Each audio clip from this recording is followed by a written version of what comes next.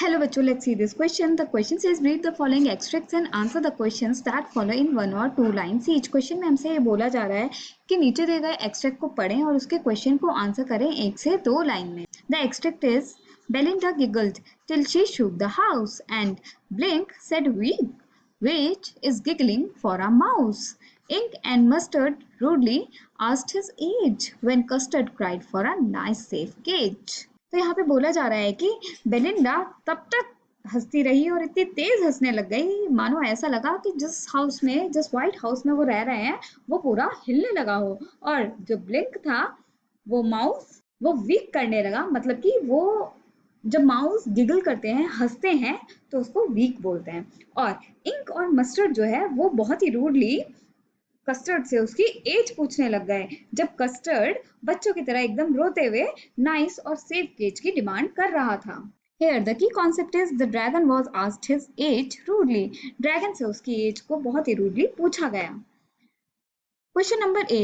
What made Belinda giggle? और How did Belinda shake the house? Question में हमसे ये पूछा जा रहा है कि बेलिंडा इतना ज्यादा हंस क्यों रही थी, या फिर बेलिंडा ने पूरे घर को किस तरीके से शेक कर दिया था, हिला दिया था.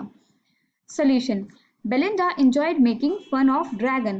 She was joined by others in mocking at him. This made her laugh so loudly and uncontrollably that it shook the entire house.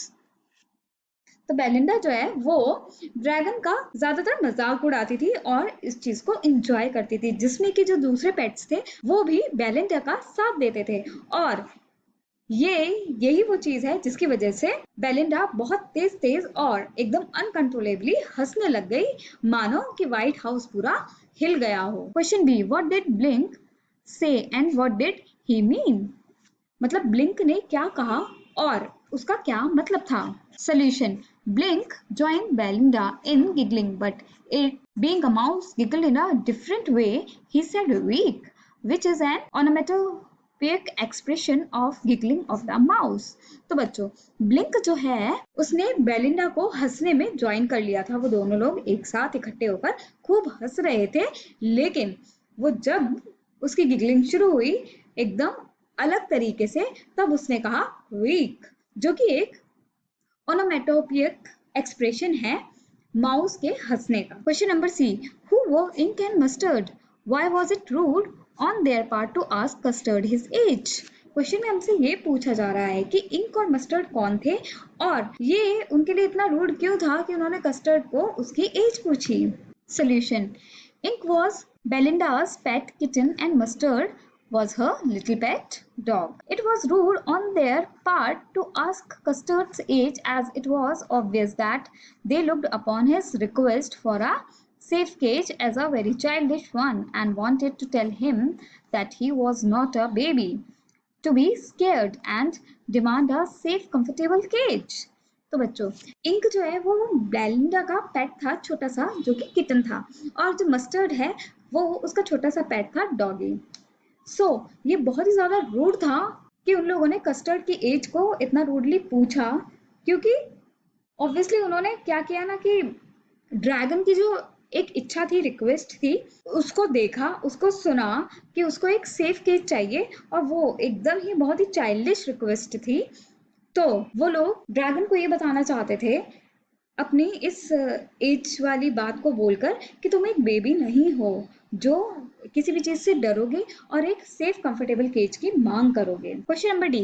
How did Custard surprise everyone later in the poem? Custard ने poem में के आखिरी में कैसे सबको surprise किया? Solution. Custard had always been ridiculed by Belinda and her other pets for being timid.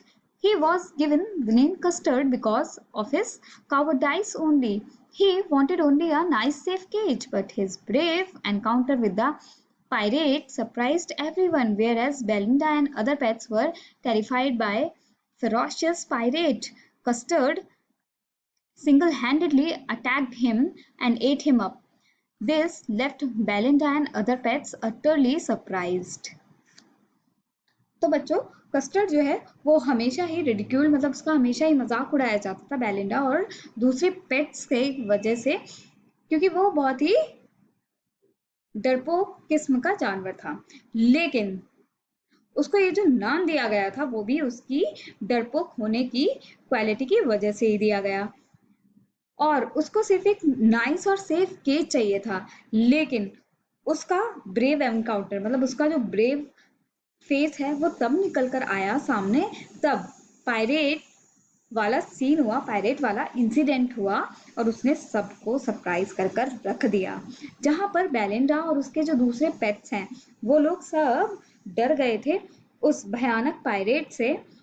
तब custard ने सिंगल हैंडेडली, मतलब अकेले ही, उस पायरेट पर अटैक किया और उसको खा गया। इसी चीज ने बेलिंडा और उसके दूसरे पेट्स जो थे उनको एकदम बहुत ज्यादा सरप्राइज कर दिया। Now let's read all the objective type questions first and then answer them. Question number A, Belinda and Blink giggled because they, option number 1, like Custard's behavior. Option number 2, approve of Custard's demand of a nice safe cage. Option number 3, found Custard's appearance laughable. Option number 4, made fun of Custard's cowardice. So, Belinda और जो blink है वो खूब हंस रहे थे, क्योंकि वो, तो आंसर जो है इस क्वेश्चन का वो है option number 4, made fun of Custard's cowardice. वो दोनों लोग इसलिए हंस रहे थे क्योंकि वो मजाक उड़ा रहे थे कस्टर्ड की डरपोक होने का। Question number B, Ink and Mustard asked Custard's age to show that his demand of a cage was, Ink और मस्टर्ड जो है वो कस्टर्ड से उसकी एज बहुत रूडली इसलिए पूछ रहे थे क्योंकि उसकी जो डिमांड थी एक सेफ केज की वो बहुत ही, ऑप्शन नंबर 1, जस्टिफाइड थी, ऑप्शन नंबर 2 इनोसेंट थी, ऑप्शन नंबर 3 चाइल्डिश थी, ऑप्शन नंबर 4 अनफुलफिल्ड थी।